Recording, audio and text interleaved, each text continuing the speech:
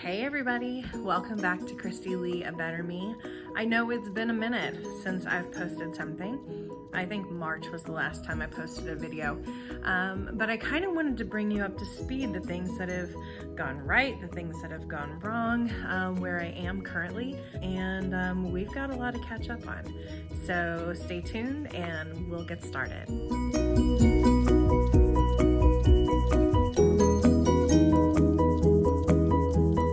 Like I said, there's a lot that's happened between my last post in March and my current whereabouts. When I started my journey back in October, I thought, because my insurance had told me that there were no requirements on their end and that the doctor said that they had 3 diet trials plus some other appointments that I needed to keep, I figured that my surgery would be happening sometime in April. I finished up my 3rd diet trial and all of my appointments with my doctor in March, and got some devastating news that my insurance actually required that I have 12 diet trials.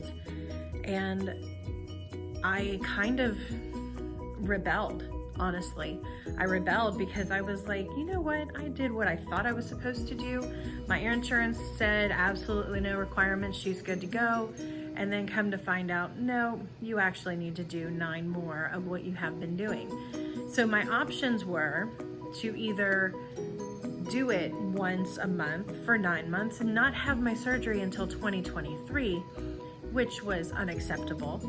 Or I could do them once a week at $50 a pop, which was not great financially, but it was the better option. The only problem to that is they couldn't get me started until June, actually late June. So I just recently had my last diet trial on August the 2nd. And crazy enough, on August the 9th, I got the call saying that my insurance had been accepted, woo! And that I could actually schedule my surgery. So when the doctor called me and said, hey, let's go ahead and get you scheduled, I was like, great. They said first available is August 30th. And I was like in 20 days? August 30th, you mean that? August 30th, that seemed super accelerated to me. I was expecting sometime in September, maybe even October, but I wasn't expecting in 20 days. So we have it scheduled for 7:30 a.m. Monday morning, August the 30th. Now, it has not been an easy journey.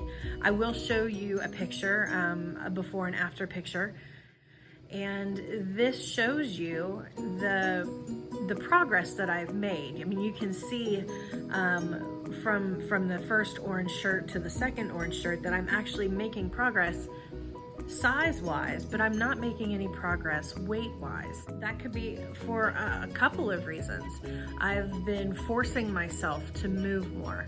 I am the baseball coach for my son's baseball team, and while I've been a softball player my entire life, some of the rules with baseball elude me. So, and I've never pitched a ball a day in my life, so that's something I've got to learn, or find somebody else that can do it. But I'm making myself move. I've been playing volleyball. I played sand volleyball this summer for the first time in 7 years. Yeah, it hurt. Yeah, it kicked my butt, but I did it. I was so excited to get the opportunity to play again, and I would go home hurting and exhausted every single night, but exhilarated that I was getting better every single time I did it.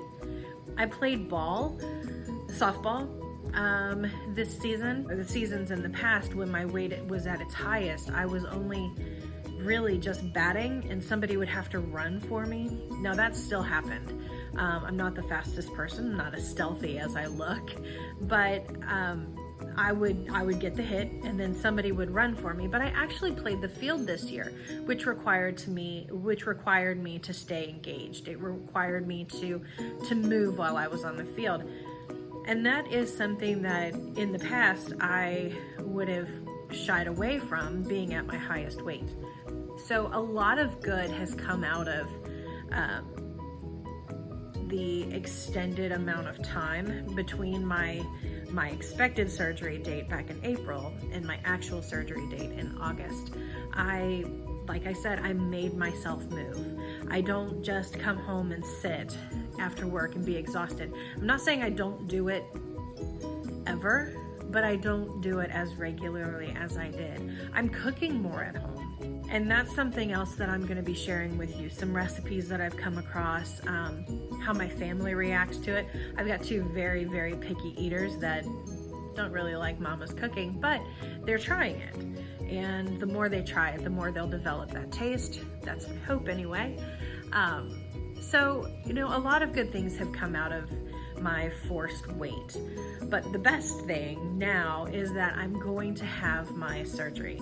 And again, that is the 30th. It's a Monday, first thing in the morning. I will be there. My pre-op diet will start on the 20th, which is this coming Friday, and it will be for 10 days. I will have to stay under 1,000 calories per day, and the reason for that is that they want me to shrink my liver as much as possible so that they can move laparoscopically with inside my stomach. I have a feeling I'm not going to be very nice for those 10 days. I will be very hangry. My husband said I should probably get a hotel room for the next 10 days and stay away, but this is, it's a very exciting time. When I first got the disappointing news back in April that I wasn't going to be able to have my surgery when I thought I was, I did a little bit of self-sabotage, honestly. I was like, what's the point? It's obviously gonna be later in the year. It's gonna be a full year before I can actually have my surgery, and I was rebelling a little bit. I was very angry and sad, but mostly angry. I didn't watch what I was supposed to be eating during that time, which is why my weight went up rather than down during those months. I think now when I got on the scale this morning, I was back at 219, and I started at 338.4. So I am down, but I'm not at the 20-pound mark that I wanted to be before my surgery. However, with my pre-op diet, I know I'll hit that 20-pound mark. But I wasn't eating the way that I should because I was angry. And I wanted to make myself feel better. And I used food, which is what got me in the situation to begin with. So I guess I didn't learn what I wanted to learn from that. So the coming months after that, I have been back to tracking what I'm eating, tracking my exercise, making myself move more, and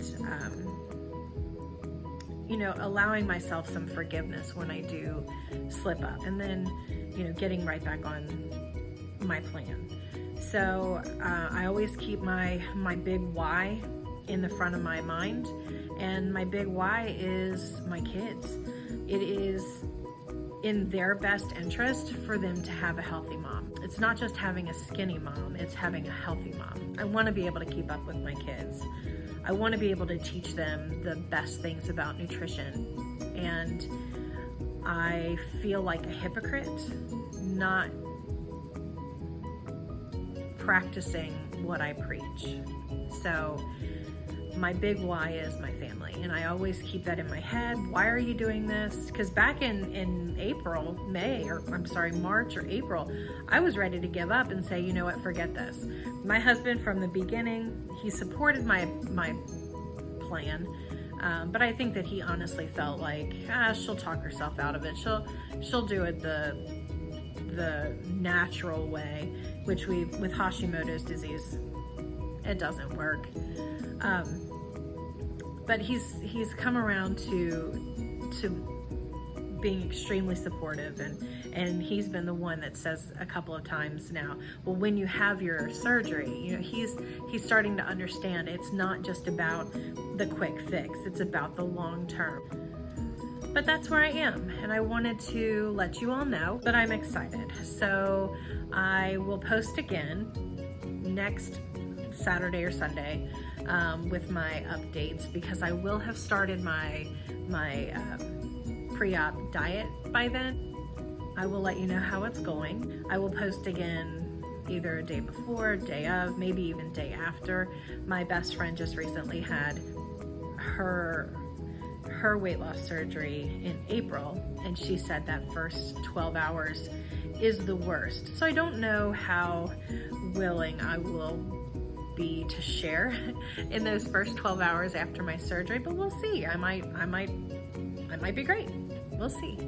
So anyway, keep me in your thoughts, keep me in your prayers. Thank you again for all of the comments, people who have reached out asking me how I'm doing, where I've been, and hopefully this video finds you all well. I will talk to you on the next one. Bye.